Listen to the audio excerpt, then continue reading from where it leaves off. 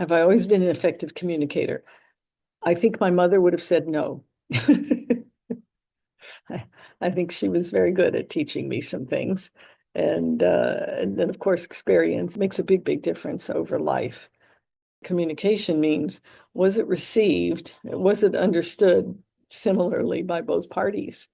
And if not, is there an exchange that happens? Is there an opening for that exchange? And that's an important thing I found in communication, is that when I have something to say and I say it, then I also need to be open to what will come back. Could be anything. It could be something agreeable, could be not agreeable.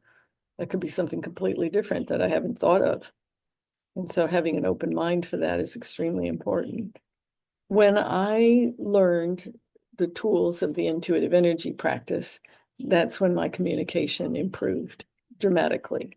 Because by using tools to be more aware of my own energy, it reduces miscommunication dramatically. I do that by staying in the center of my head, we say, in the Ajna chakra, or the sixth chakra, because from there we have an opportunity for clear seeing and for clear sentience, we say, to sense clearly.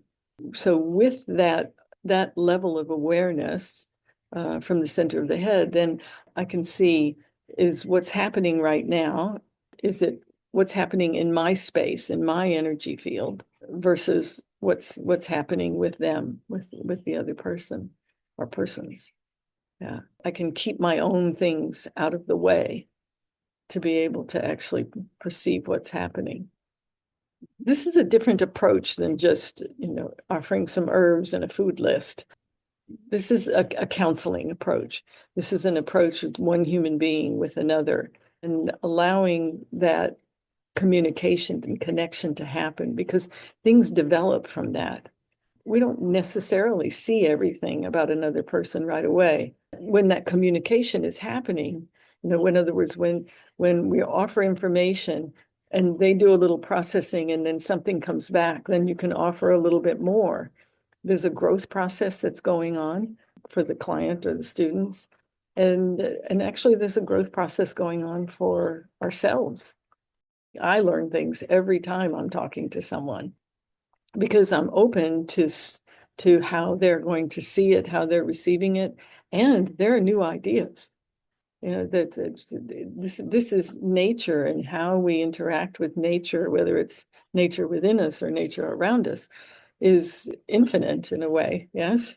So it's not something that's in a box or compartmentalized. And so that's different about how, well, we teach people to counsel and be with others in this process of coming to understand and learn Ayurveda and how to live it.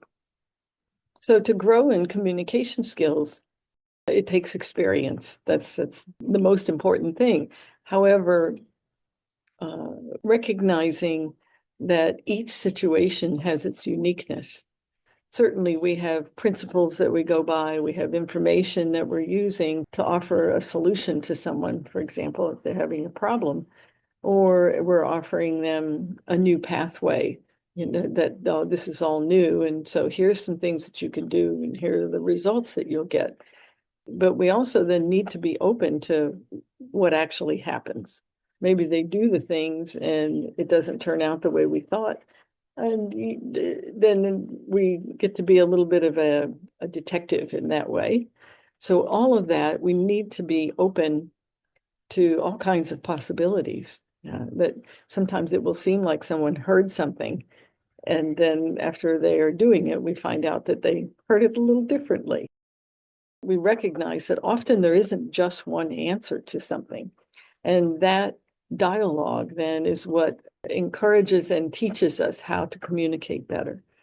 Well, I can remember when I first started to talk about Agni, because it wasn't registering. Maybe somebody is nodding their head, but there's kind of a blank look on their face, or their eyes are drifting off elsewhere.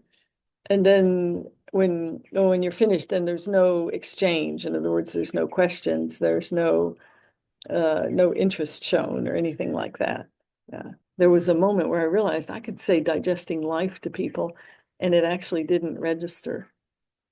And so I needed to say, so that means, am I accepting life as it is? And am I in resistance to life?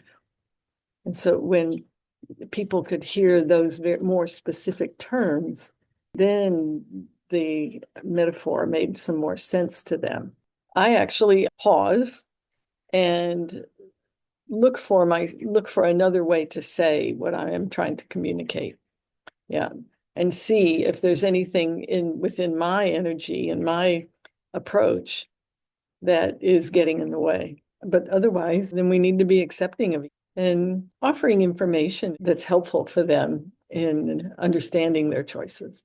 And so those are the kinds of things that we're continually needing to refine in our communication.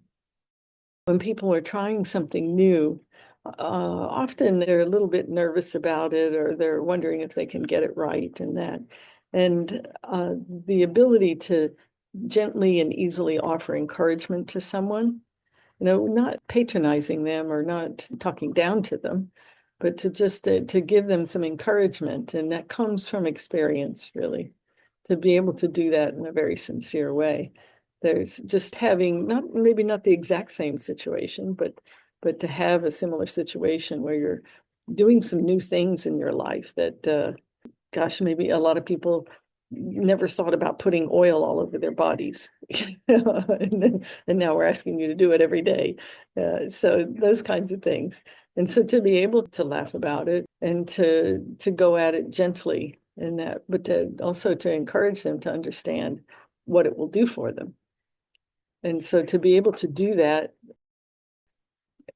on a human level, as opposed to a transactional level, then it becomes very different, and the effectiveness is much more. When we look at the information that someone gives us for a counseling session, and that counseling session encompasses everything, it could be anything about life. I might have an idea of what I think is most important, and yet when come into that session, I need to be open to what's possible and seeing where is this person today, because oftentimes it's different than when they put that information into writing. There's a few ways in our trainings that students get experience and feedback in terms of how they're communicating. The lessons that are turned in are in writing, and so there's that aspect of it, getting feedback from the acharyas about that. The other one, though, that's quite significant is in our live lectures, we do case studies. And in those case studies, there's an exchange of information where we are encouraging dialogue through that process. We had everybody speaking up. And so we make sure that people are speaking in ways that others can understand them. And certainly this is interesting because we have a number of people who English is not their first language, and I just commend them so much for what they're doing.